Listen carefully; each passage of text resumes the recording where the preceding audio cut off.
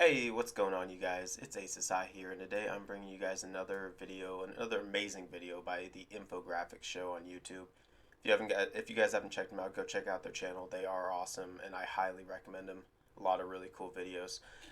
This one though is going to be called "What If the World Was One Country?" So instead of being, was it 273 countries or something like that? If it was all one big country, what are the changes? What are the differences? I found this insanely just interesting because I love geography. I love the differences in cultures and things like that around the world. And I just thought it'd be a lot of fun to watch. Before we get into it, as always, if you guys like the video, smash that like button, really help me out. And if you're new to the channel, hit the sub, stick around. I'll show you some more content. I try to come out with it every day. Anyway, let's get started. Can you imagine the world as one big country? If so, you wouldn't be the first person to have mused over such a thing. In this world, we would not be antagonized by others' religious beliefs, but accept the fundamental right to have a belief. There would probably be one universal language, because as German philosopher Wittgenstein wrote, if you don't speak the same language, you cannot possibly understand one another's culture. Choosing a language might be difficult, so perhaps all children of the world would start learning the New World language. That'd be interesting. I wonder if the new language would be a combination of all the other languages, or if it would just be some gobbledygook, something brand new. Trade would be fair and all matters of business would be conducted for the greater good and environmental sustainability of this one country. Can you imagine all the people living in harmony? Today we are going to take a look at the planet as if it were all one. In this episode of the Infographics Show, If the World Was a Country. Don't forget to subscribe and click the bell button so that you can be part of our notification squad. First, let's have a look at the world today. On that note, do the same on my channel. As of April 2017, the population of the world was about 7.5 billion, and while the growth rate is currently in decline, it's expected that by the year 2100, the population will still be 11.2 billion. There are currently 195 countries in the world today. 54 of them are in Africa, 48 in Asia, 44 in Europe, 33 in Latin America and the Caribbean, 14 in Oceania, and 2 in North America. China is the most populated country, followed by India, the United States, Indonesia. Wait a minute. 2 countries in North America? 1, 2, 3, I don't know.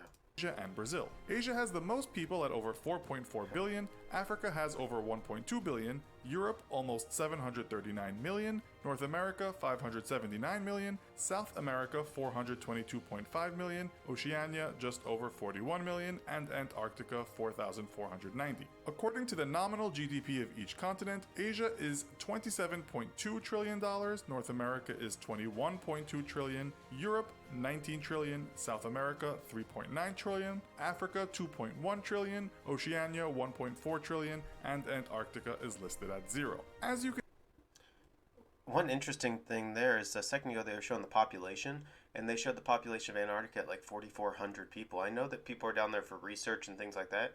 I didn't realize there's 4,400 people in Antarctica. That's actually a much higher number than I thought. Wow. You can see, wealth isn't exactly spread evenly across the globe. In fact, it's not spread evenly anywhere. A recent report by Oxfam states that the concentration of the world's money belongs to a small group of people. It called this concentration of wealth beyond grotesque, telling us that the richest billionaires control the same amount of wealth as almost half of the entire poor global population. It explained that the richest 8 men in the world, including the richest, Bill Gates, have the same wealth as 3. This is actually an outdated video because he's no longer the richest man in the world. It's now Elon Musk, the CEO of Tesla, SpaceX, the Boring Company. Not a flamethrower, all that type of stuff. 0.6 billion people. We understand that dividing all the money doesn't make much sense, as that money might not exist without the motivation of becoming rich and powerful. But let's have a look anyway at what would happen if we did divvy up all that wealth. According to the CIA Factbook, if we consider broad money, stock of quasi-money compares the total quantity of time and savings deposits denominated in the national currency held by non-bank financial institutions, state and local governments, non-financial public enterprises, and the private sector of the economy, there is about $85 trillion in the world. If we divide that by the 7.5 billion population, we each have around $11,333. But that's just money, not what all our assets come to in terms of dollars. According to a Credit Suisse report, current global wealth in 2016 stood at $256 trillion, which would give each of us $34,133. Wow. So we have our big pile of cash and we are set to share it all out. The first thing we need to do is learn how to survive as a whole, and the most important thing that we just can't live without is water. Well, according to the World Health Organization, having access to clean drinking water is not a done deal for a lot of people today. 884 million people have no access to safe drinking water, while 2 billion people are drinking water that is contaminated with feces. A further 502,000 people are drinking water that can transmit diseases such as diarrhea, cholera, dysentery, typhoid, and polio. Each day, the world consumes about 10 billion tons of fresh water, while the average American uses or consumes about 100 to 175 gallons of water every day. Per capita, Isn't that just incredible that there's still so many people in the world that don't even have clean drinking water? When I was serving in the Peace Corps, it was just incredible. Some of the small villages and everything where they would get their water from, some of the creeks just didn't look that good, and you definitely had to boil it. If I got my water from a creek or a pump, the Peace Corps actually made me purify it first, just because there could be all kinds of things in there. So it's very interesting. It's unfortunate. It's a problem that I wish we could all come together to help out. this easily puts the US at the top, although in terms of an entire country, China consumes more water per day. Next thing we need is food. According to worldhunger.org, 1 in 9 people are undernourished in the world, and 98% of them live in developing nations. So on top of using our shared wealth to create clean drinking water facilities, we'd also have to develop some kind of sustainable farming and food manufacturing process. According to the Food and Agriculture Organization of the United Nations, the world's biggest consumer in terms of daily calories is Austria at an average of 3,800 calories a day. The US is second at 3,750 calories, and Greece third at 3,710 calories. Some countries' citizens don't get the recommended average minimum daily calories of 1,800. According to the FAO, about a third of the food we produce gets thrown away each year. That's about 1.3 billion tons of food. Per capita, this means we are wasting 209 to 254 pounds of food a year in Europe and North America, and about 13 to 24 pounds of food in sub-Saharan Africa, South and Southeastern Asia. In our new country, we'd have to try and prevent this. It might even mean replacing or ensuring the growth of some of the staple starches, rice in Asia, bread and potatoes in the West. In terms of tons produced each year in the world, the winner is corn at 873 million metric tons, rice 738 million tons, wheat 671 million tons, and potatoes 365 million. That actually surprises me. I know that we use a lot of corn, especially in Western societies. We use it from everything from just using the corn raw on the cob to processed corn, all the way to high fructose corn syrup for sweeteners and things like that. We use it as a lot of type of grain type things, for, like, I don't know, cornbread and different things like that. But it surprises me that even with all that, we do more, or we have more corn than rice. Yeah, that's honestly a little bit surprising. Let me know what you guys think down in the comments. Million tons. Corn is so high because, according to the Washington Post, it's in just about everything we eat. It's also in toothpaste and spark plugs. Obviously, our country would solve the problem of food waste in the West and work on creating more food in poor. I'm sorry, that can't be real, right? We have corn in our in our toothpaste maybe, but we have corn in our spark plugs? Let me know if that's correct, man. Somebody Google that for me. That cannot be right.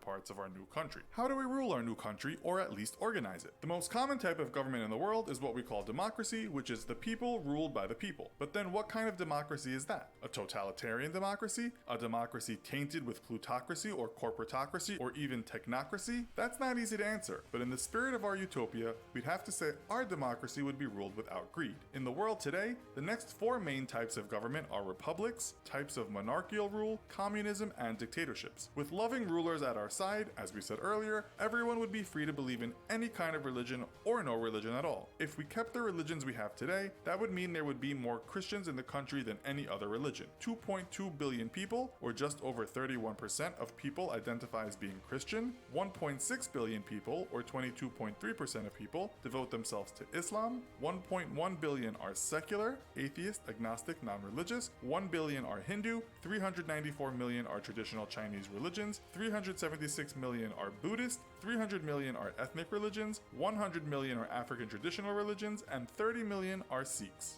What would we be doing in our free time? Well, one of the things that connects the world is sports. Right now, the most popular sport around the world is soccer, which is set to have about 3.5 billion fans worldwide. That's almost every other On top of his American accent, you can tell it's an American because he calls it soccer instead of football. person in our country liking the game. Next is cricket with 2.5 billion, and then basketball with 2.2 billion fans. Really? Soccer wins in how many people watch it, play it for fun, are in a team, and the number of leagues in the world. Another thing we'd all likely be doing is scrolling through Facebook, the largest social media platform in the world. As of June 2017, it had 2 billion monthly users. According to World Atlas, the countries that spend the most time online are Canada at 43.5 hours per month per person on average, the US at 35.3 hours, the UK at 32.3 hours, South Korea at 27.7 hours, and France at 26.6 hours. Another thing a lot of people do in our new country is drink alcohol. According to the WHO,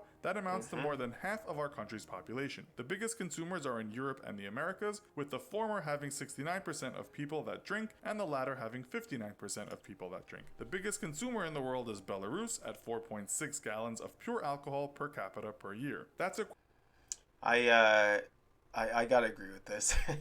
I live in the Pacific Northwest and Seattle area of the United States, and we actually in Eastern Washington we give off, or we grow most of the hops for most of the beer in the world, and we actually have passed up parts of Germany for number of breweries in per capita and just number of beers. I mean, I go down to my local liquor store and there's probably 300, 400, 500 different types of beers that I can choose from, all local, as well as the big ones like Guinness and Budweiser and all that. But nobody really buys that around here.